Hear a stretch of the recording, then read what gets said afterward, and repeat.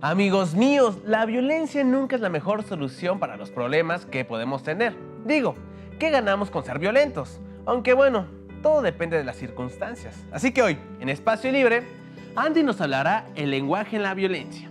Mayeri nos dirá qué es el grooming. José nos va a platicar sobre la violencia en las personas mayores. Vika nos hablará sobre la violencia en general. Y mi Wendy nos hablará sobre los tipos de violencia. Suena interesante, ¿no? No se vayan, esto es Espacio Libre.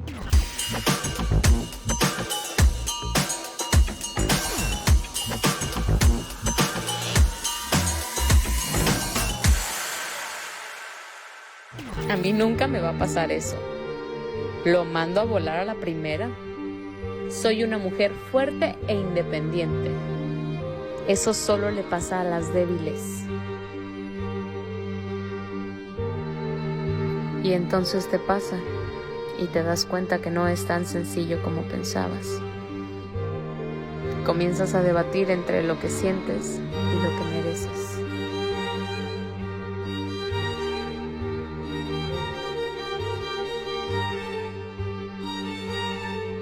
Y llega eso que tanto esperabas, un perdón.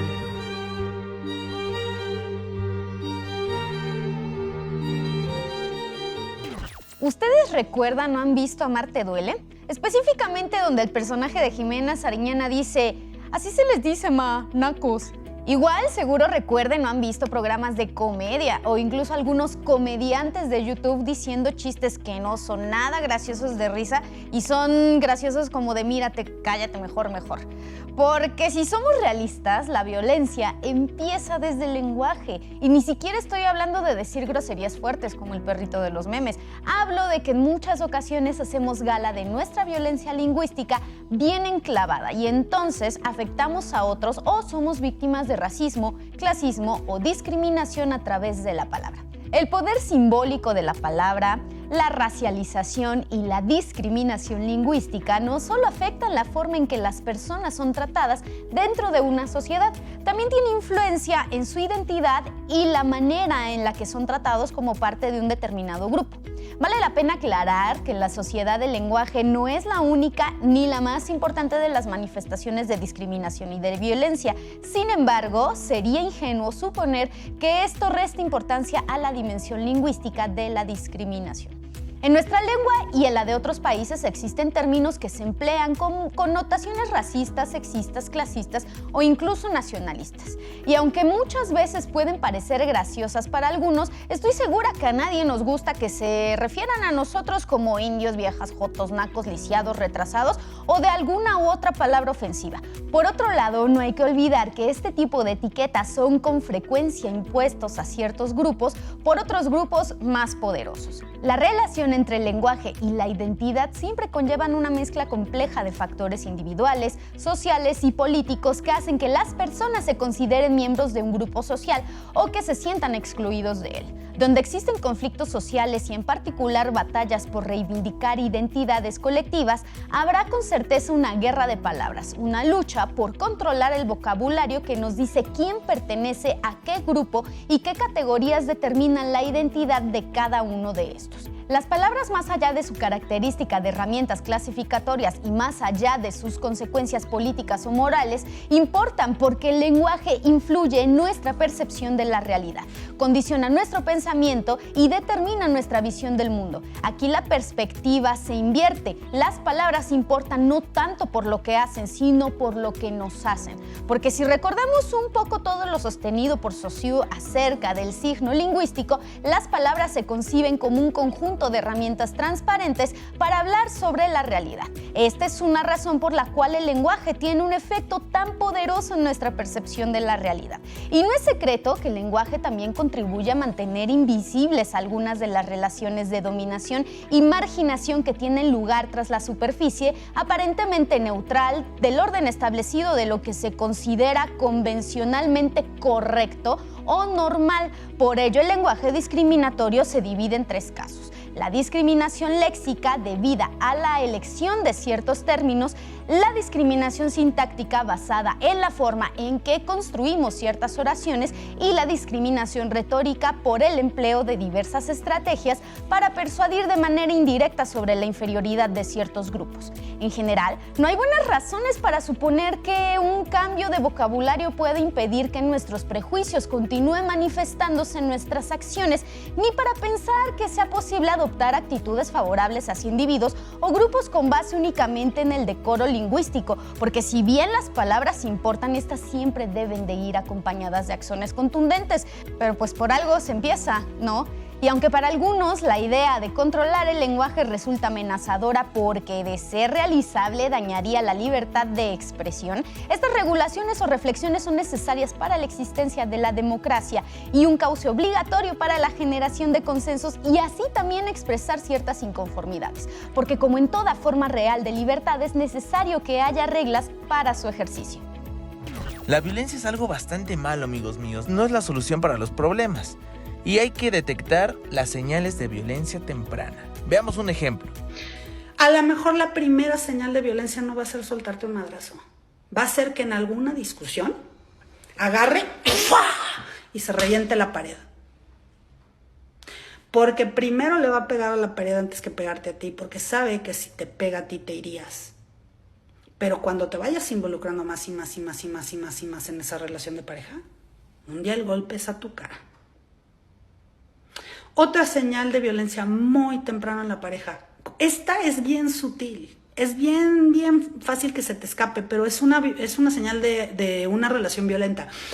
Si empiezas una discusión con tu pareja y quieres irte, o sea, le dices, vamos a hablar otro día, y él te pesca del brazo y no te deja bajarte del coche, o no te deja irte de la fiesta, o no te permite, ok,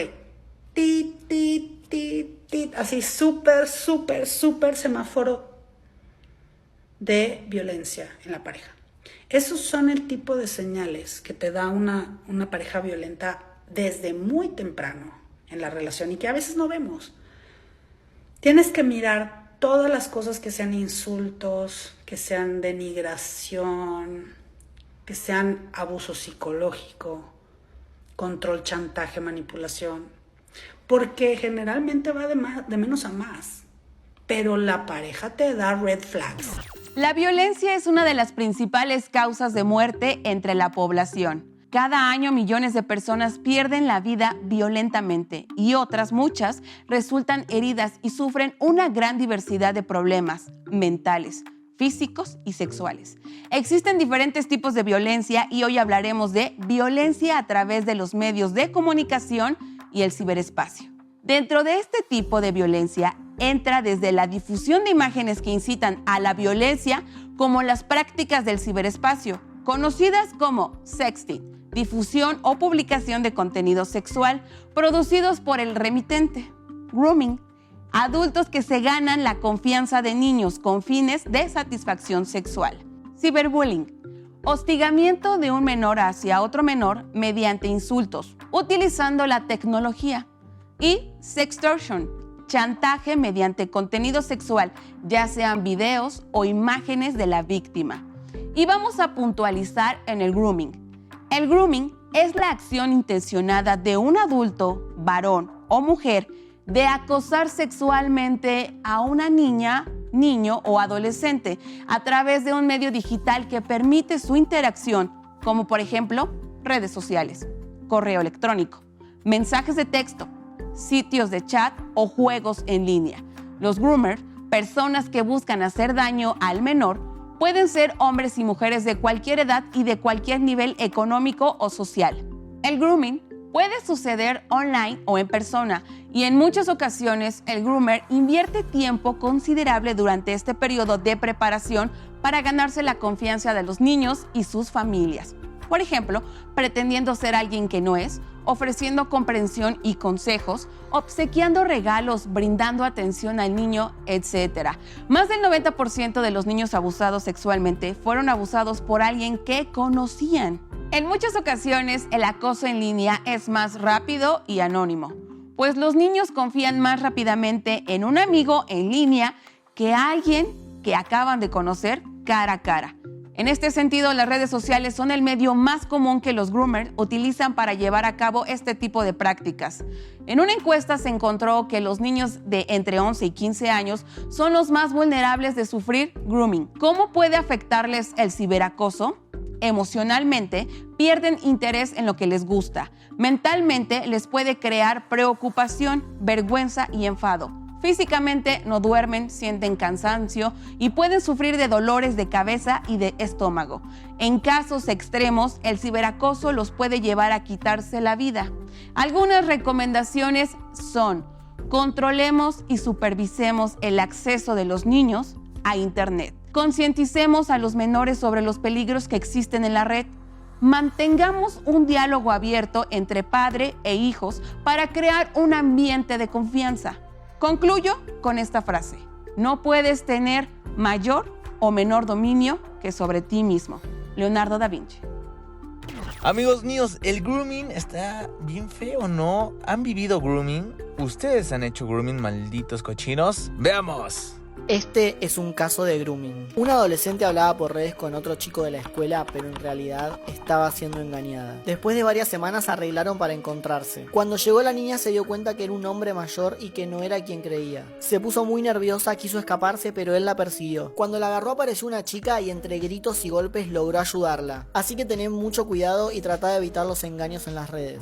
En la actualidad nos enteramos de manera más cotidiana de ciertas pronunciaciones contra la violencia, que si bien la violencia existía desde décadas pasadas, a la par había un miedo latente a alzar la voz en contra del agresor. Hoy seguimos en la lucha por erradicar la violencia y para ello debemos tener muy en claro los diferentes tipos de violencia que existen para saber cómo enfrentarlos. Teniendo en cuenta que la violencia es el uso intencional de la fuerza o el abuso de poder para dominar a alguien o imponer algo, se puede manifestar a través de comportamientos que involucran la fuerza física para lastimar, dañar o matar a alguien, las acciones verbales y gestuales para rebajar o descalificar la idea o postura de alguien, la inacción y el silencio para despreciar a alguien, y es así que la violencia contra la mujer la podemos dividir en violencia económica. Consiste en lograr o intentar conseguir la dependencia financiera de otra persona, manteniendo para ello un control total sobre sus recursos financieros, impidiéndole acceder a ellos y prohibiéndole trabajar o asistir a la escuela. Violencia psicológica. Consiste en provocar miedo a través de la intimidación, en amenazar con causar daño físico a una persona, su pareja o sus hijas o hijos, o con destruir sus mascotas y bienes, en someter a una persona a maltrato psicológico o en forzar a aislarse de sus amistades, de su familia, de la escuela o del trabajo. Violencia emocional. Consiste, por ejemplo, en mirar la autoestima de una persona a través de críticas constantes, en infravalorar sus capacidades, insultarla o someterla a otros tipos de abuso verbal, en dañar la relación de una pareja con sus hijas o hijos o en no permitir a la pareja ver a su familia ni a sus amistades. Violencia física. Consiste en causar daño o intentar causar daño a una pareja, golpeándola, propinándole patadas, quemándola, agarrándola, pellizcándola, empujándola, dándole bofetadas, tirándole del cabello, mordiéndole, denegando atención médica u obligando a consumir alcohol o drogas, así como empleando cualquier tipo de fuerza física contra ella. Puede incluir daños a la propiedad. Violencia sexual. Conlleva obligar a una pareja a participar en un acto sexual sin su consentimiento. Y todas estas ramificaciones a su vez se dividen en subpartes, volviéndolo un tema interminable de desglosar, por lo que necesitaríamos un programa entero de espacio libre, o dos, para hablar de ello. Además, en este punto me parece pertinente recordarles que cada 25 de mes es el Día Naranja, como parte de una gran campaña nombrada Campaña Naranja Únete, puesta en marcha en 2008 por el secretario general de la Organización de las Naciones Unidas y que tiene el objetivo de generar conciencia para prevenir y erradicar la violencia contra las mujeres y niñas. Seamos conscientes, dejemos de ser cómplices de cualquier tipo de abuso, no solo contra las mujeres, sino contra cualquier ser viviente. Es hora de erradicar la violencia. Pues bueno, amigos míos, hemos estado hablando de violencia, pero ¿saben cuáles son los tipos de violencia? Que la psicológica, que la verbal, que la física, que el tú me miras feo y que me hablas feo. Yo, la verdad, siento que aún hace falta varios tipos de violencia. Veamos. ¿Cuáles son los tipos de violencia? Y vamos a dar algunos ejemplos de ellos. La más común, la violencia física. Bueno, no es la más común. De hecho, es la que más se considera y se toma en cuenta. Pero dentro de las violencias que existen, hay otras violencias que también son comunes y que no las tomamos tanto en cuenta. La violencia física, como ya todos podemos saberlo, pues es cuando se agrede físicamente a otra persona mediante los golpes. La violencia verbal. La violencia verbal es cuando agredimos mediante palabras ofensivas, degradantes y denigrantes para las personas. La violencia psicológica, que generalmente esa es una de las más comunes, pero no las tomamos tanto en cuenta porque lo normalizamos. Llegamos a un punto en donde se naturaliza. Si nos podemos dar cuenta un poquito, estamos abundando entre el gaslighting. Pero también dentro de la violencia psicológica y el gaslighting nos podemos topar con la violencia emocional. Y la violencia emocional es hacerle daño a otra persona mediante la situación de sus emociones, minimizando sus emociones. Otra de las violencias es la violencia económica. La violencia económica se puede ver, por ejemplo, en un tema muy común y muy sonado en estos tiempos, que es el 50-50, el 50-50. ¿Por qué viene siendo una violencia el 50-50? Tenemos que tomar en cuenta que hay muchas situaciones detrás de todo esto.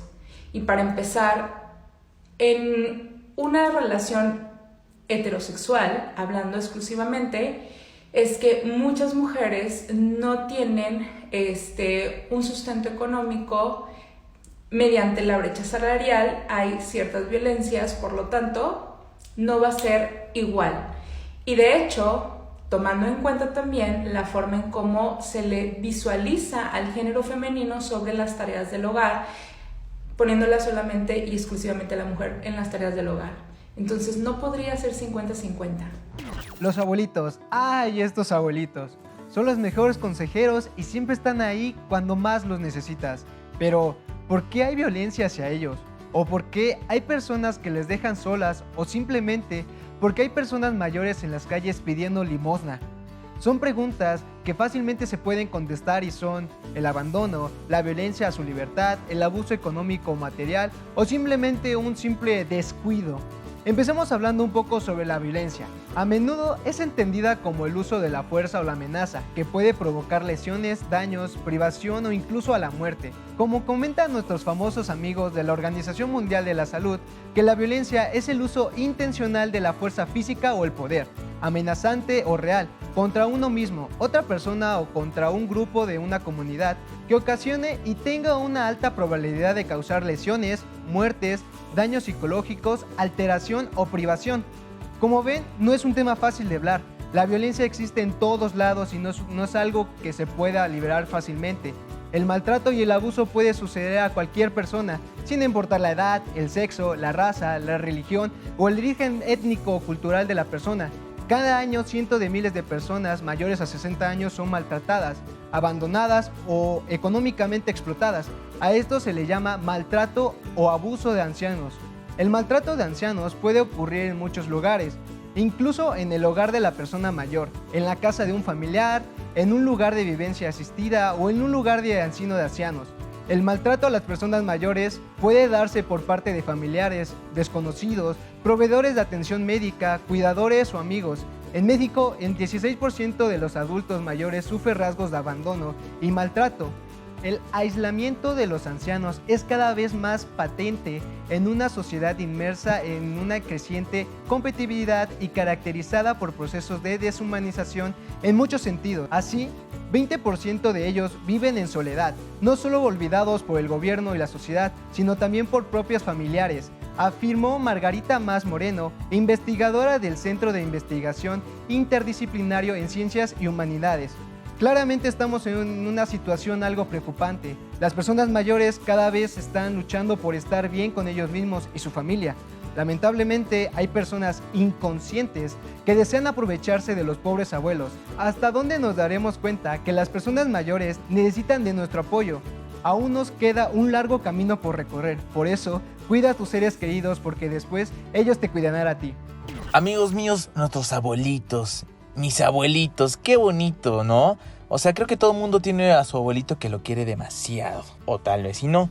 Pero ¿sabían que hay tipo de violencia que los agrede, que los insulta, que los maltrata? Bueno, pues veamos. La violencia al adulto mayor se manifiesta de muchas formas. Negligencia, no cubrir las necesidades básicas de la persona. Abandono, no hacerse cargo del cuidado y la custodia. Conducta sexual sin consentimiento. Económicos, ocupar el domicilio, obligar a cambiar el testamento, tomar sin permiso dinero. Físicos, golpes, uso inapropiado de fármacos, sujeciones, psicológicos o emocionales, amenazas, infantilización en el trato, agredir, privar o no reconocer sus derechos. La violencia se puede ver, leer y escuchar así. ¿Cómo vas a ir vestida? Total, solo es cambiarse. Ese pesado, ¿qué te ve? Total, solo son celillos. Me arrebata el celular. Sin permiso, total, solo es curiosidad. Este es uno de tantos tipos de violencia que podemos identificar. Violencia psicológica, te aísla, te cela, te vigila. Le preguntas, ¿qué tal te fue hoy, cariño? Llega golpeando la pared, closet, etcétera, sin conversación alguna. Violencia física. Violencia física. Te jalonea, golpea objetos, agrede físicamente de cualquier forma, te obliga a hacer prácticas que no te gustan, te niega el derecho a usar algún método anticonceptivo, te castiga no haciéndolo. Violencia sexual, presión para hacerlo, te exige hacerlo. Estos son unos puntos de distintos tipos de violencia. ¿Estás pasando por alguna situación similar? Vamos bien, mi Vika, bien breve y concisa, ¿no? Pero la violencia en la pareja es algo importante que hay que tener en cuenta para prevenirlo, y si vemos algún indicio de violencia, hay que denunciarlo. Veamos. ¿Qué onda, amiga? Qué gusto de verte. ¿Cuándo nos echamos un café? Ay, amiga, pues la verdad sí quisiera ir, pero ya sabes que mi viejo no me deja salir y aparte no me da dinero. Y todavía te sigue hablando bien feo y gritándote. Pues ya sabes cómo es, pero pues por lo menos no me pega. Yo soy Angie Navarro y hoy te voy a hablar acerca de la violencia en la pareja. Entiéndase violencia como el uso del poder para intimidar, amenazar o violentar a una pareja o expareja íntima en cualquier etapa de la relación. La violencia no son solo gritos o golpes. Se presenta en muchas situaciones de la vida cotidiana. Muchos actos y situaciones que son violentos no los consideramos como tal, porque hemos aprendido a minimizarlos, ignorarlos y peligrosamente normalizarlos. Existen diversos tipos de violencia. En esta ocasión te voy a hablar acerca de los 5 principales tipos, siendo el primero la violencia emocional o psicológica, donde la persona que está ejerciendo este poder ridiculiza a la otra persona delante de sus familiares, amigos o de la sociedad en general. La humilla, no toma en cuenta sus emociones o cómo es que ella se siente. Le condiciona con quién puede o no puede relacionarse. Le condiciona también el uso que le da a sus redes sociales. Es decir, no permite que ella viva en libertad su propia persona. El segundo tipo es la violencia física. Golpes, empujones, cachetadas, aruñones, estrangulamiento y muchas otras maneras de ejercer una violencia con fuerza hacia la otra persona. El tercer tipo es la violencia sexual. Es obligar a una persona a realizar el acto sexual en contra de su voluntad, a realizar actos que para ella pueden llegar a ser humillantes o denigrantes, o incluso el temor de esa persona a realizar ciertos actos porque no saben cómo reaccionar a la otra persona si le dicen que no. El cuarto tipo es la violencia económica o patrimonial. Es que únicamente una de las dos partes de la relación goce de los bienes económicos que hay dentro de ella.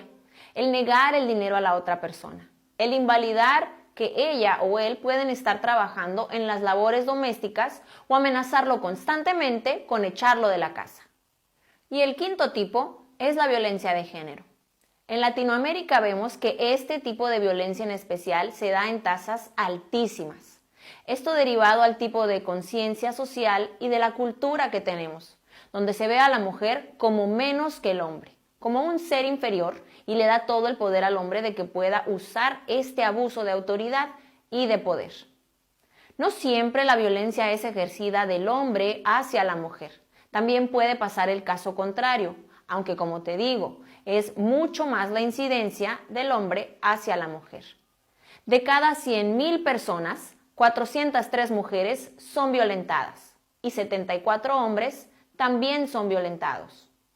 Es importante que hagas un autoanálisis personal, que te cuestiones, que evalúes realmente tu situación. ¿Están presentándose en mi relación conductas o situaciones que son consideradas como actos violentos? ¿Es este el tipo de relación que yo quiero mantener con alguien? Las relaciones deben basarse en el amor y en el respeto mutuo. Nadie es más que la otra persona y no debes permitir, por amor, que la otra persona pase por encima de ti, de tus creencias, de tus intereses o de tu voluntad. Nunca es tarde para poder salir de una relación que has podido identificar como violenta. Recuerda que no estás solo. No debes callar tu voz, porque mientras más nos callamos, más hacemos que la violencia no tenga fin. Debemos reconocer, visibilizar y prevenir la violencia, evitando que haya inclusive muchas muertes derivadas de ella. Es bueno que puedas romper el círculo de la violencia. Como te dije, no estás solo. Tienes a tu círculo de apoyo y sobre todo, la psicoterapia puede apoyarte a realizar esta importante misión. ¿Qué les puedo decir, amigos míos? Amor y paz. Amor y paz. Yo soy Pavlovsky y esto fue Espacio Libre.